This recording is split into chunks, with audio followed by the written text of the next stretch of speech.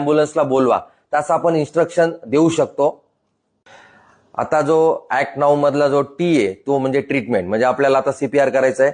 तर सीपीआर करताना हे जे स्टर्नम बोन असतं सेंटर ऑफ द चेस्ट, त्या स्टर्नम म्हणजे ब्रेस्ट बोनचा जो लोअर 1/3 पार्ट असतो, तर त्या पार्टमध्ये आपल्याला सीपीआर करायचा असतो. आपला जो राईट किंवा जो डॉमिनंट हँड आहे तो आपण व्हर्टिकली त्यावर प्लेस करतो. त्याच्यामध्ये आपण इंटरलॉक करतो लेफ्ट हँडचे फिंगर्स, आणि साधारणतः 2 इंच डीप जाईल ह्या प्रेशरने आपण त्याच्यावर कॉम्प्रेशन देतो.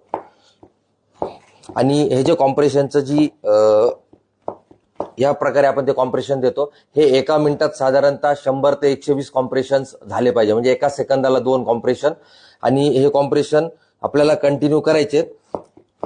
या प्रकारे आपण ते कॉम्प्रेशन कंटिन्यू करायचे. आता या कॉम्प्रेशनमुळे काय होतं की ज्यावेळेस आपण कॉम्प्रेशन देतोय त्यावेळेस हार्टमधनं ब्लड पंप होतंय आणि पेशंटच्या ब्रेन, किडनी आणि वेगवेगळ्या अवयवाला रक्त भेटतं. आणि ज्यावेळेस आपण कॉम्प्रेशन रिलीज करतो त्यावेळेस त्याच्या पायाकडनं, हाताकडनं वगैरे सगळं ब्लड हार्टमध्ये रिफिल होते. आणि ह्या गोष्टींमुळे काय होतं की पेशंटचं न्यूरोलॉजी, किडनी वगैरे या सगळ्या ऑर्गन्सवर फंक्शनिंग राहतात, त्याला प्रॉब्लेम येत नाही.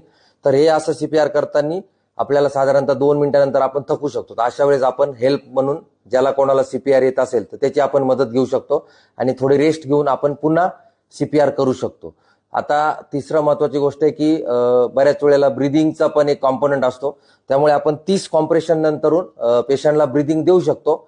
बऱ्याच वेळेला कोविड नंतरून बरेचसे इश्यूज झाले होते, त्यामुळे ब्रिदिंग जरी नाही केलं आपण किंवा तुम्हाला जर कम्फर्ट वाटत नसेल ब्रिदिंग द्यायला पेशंटला, आपण माउथ टू माउथ ब्रिदिंग देऊ शकतो या प्रकारचं.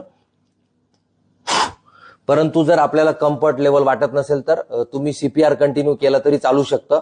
आणि सीपीआर कधीपर्यंत कंटिन्यू करायचं?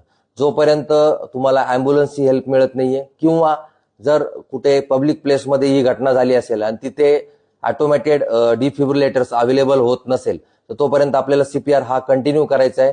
आणि एकदा पेशंट ॲम्ब्युलन्समध्ये आल्यानंतर आपण कार्डियाक किंवा जी कुठली टीम असेल ॲम्ब्युलन्समधली त्यांच्याकडे आपण पेशंट हँडओव्हर करू शकतो किंवा हॉस्पिटलवर. तर ही जी सीपीआरची माहिती मी शेअर केली आहे, ही प्रत्येकाने जर आपल्या फेसबुक पोस्टला शेअर केली तर आपण मॅक्झिमम लोकांपर्यंत ही माहिती पोहोचवू शकतो. आणि जर तुम्हाला सीपीआर बद्दल काही प्रश्न असतील तर तुम्ही कॉमेंट बॉक्समध्ये विचारू शकता. धन्यवाद.